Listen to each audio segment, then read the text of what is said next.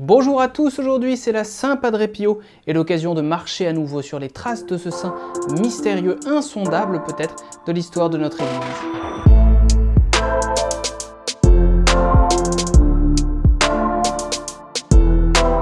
N'hésitez pas à vous abonner, à liker, à commenter, à réagir pour nous aider à gagner en visibilité et à porter la parole du Christ partout sur Internet.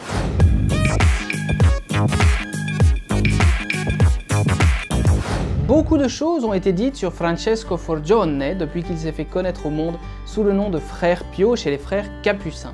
Il est né en 1887 à Pietrelcina en Italie, de parents plutôt modestes mais très religieux.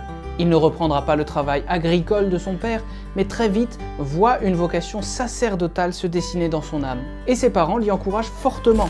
C'est à l'âge de 16 ans qu'il va rentrer chez les religieux capucins à Morcone en Italie, avant d'être ordonné prêtre en 1910 à l'âge de 23 ans. Sa santé fragile l'obligera à faire quelques allers-retours avec sa famille avant d'entrer au couvent de San Giovanni Rotondo où il va rester cette fois jusqu'à sa mort en 1968.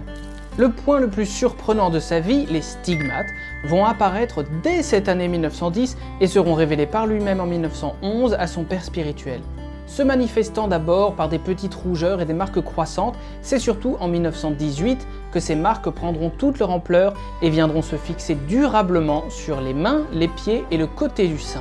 Mais que l'on y croit ou que l'on n'y croit pas, et l'Église n'oblige à rien en ce domaine bien précis, il faut reconnaître que toute la vie de Padre Pio à partir de ce moment-là sera comme un long chemin de croix.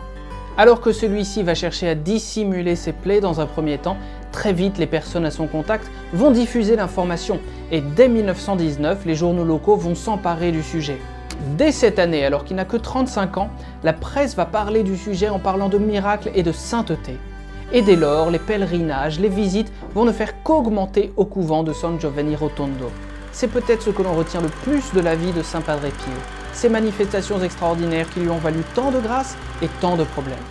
On fait de lui un thaumaturge capable de guérir instantanément plusieurs personnes. On répète qu'il est capable de bilocation ou même d'hyperthermie, allant jusqu'à contrôler la température de son propre corps. On évoque une odeur de sainteté qui l'accompagne dès son vivant, une capacité à ne pas boire ni manger pendant des semaines. Et on va même jusqu'à parler de lévitation pendant la messe. Tous ces phénomènes, ainsi que l'attirance des foules de plus en plus nombreuses, qui vont aller jusqu'à lui faire recevoir jusqu'à 10 000 lettres par jour au plus haut de son niveau, vont attirer assez vite l'inquiétude du Vatican. En effet, en ce début du XXe siècle, c'est aussi et encore le triomphe du positivisme, et les progrès de la médecine ainsi que de la psychologie vont vite pousser les experts, y compris des prêtres, à parler de manifestations surtout hystériques. Mais les premières enquêtes dans les années 20 ne vont rien conclure de ce genre et plutôt évaluer sa capacité spirituelle et son équilibre mental. Cependant, de fortes suspicions demeurent et sa hiérarchie elle-même va pousser à ce qu'en 1931, il soit coupé de toute apparition publique pour ne plus célébrer la messe qu'en privé. S'il pourra revenir aux messes publiques dès 1933, les problèmes ne font que commencer pour lui. En effet, l'attirance des foules va aussi attirer d'autres problèmes. Les très nombreux dons qui affluent vers San Giovanni Rotondo, ayant pour but notamment de fonder un hôpital, vont pousser à d'autres suspicions. Padre Pio ou son entourage le plus proche seront accusés de vouloir entretenir un commerce. Et plus on s'intéresse à la vie de Saint Padre Pio, plus on remarque qu'elle aura été parsemée d'épreuves, d'embûches et de suspicions terribles. Tout au long de son existence, il y aura un peu l'école des pour et l'école des contre. En 1921, un évêque vient enquêter et observer les stigmates de Frère Pio. Il rend un rapport favorable. Mais en 1925, quelques années à peine plus tard, un prêtre qui est aussi médecin et psychiatre vient également enquêter et conclut à la fraude. Quelques années plus tard, 3 envoyés du Saint-Office viendront à nouveau apporter leur soutien à Padre Pio. Mais bien plus tard, en 1960, le pape Saint Jean XXIII recommence une enquête, dont les conclusions seront apparemment assez défavorables. Dévotion excessive, superstition, entourage partisan, au point que le pape Jean XXIII lui-même parlera de Padre Pio comme d'une idole de paille.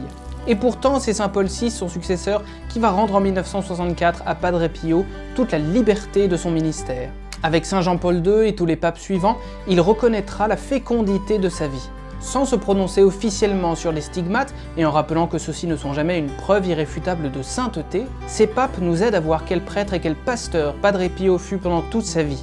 20 millions de personnes auraient assisté à ses messes, et il aurait confessé jusqu'à 5 millions de personnes, travaillant parfois jusqu'à 19 heures par jour dans son église. L'infatigable Padre Pio, très attaché à la croix et à la dévotion mariale, sera finalement béatifié en 1999 et canonisé en 2002. Sa longue mission aura mis sur un piédestal l'Eucharistie et le sacrement de pénitence.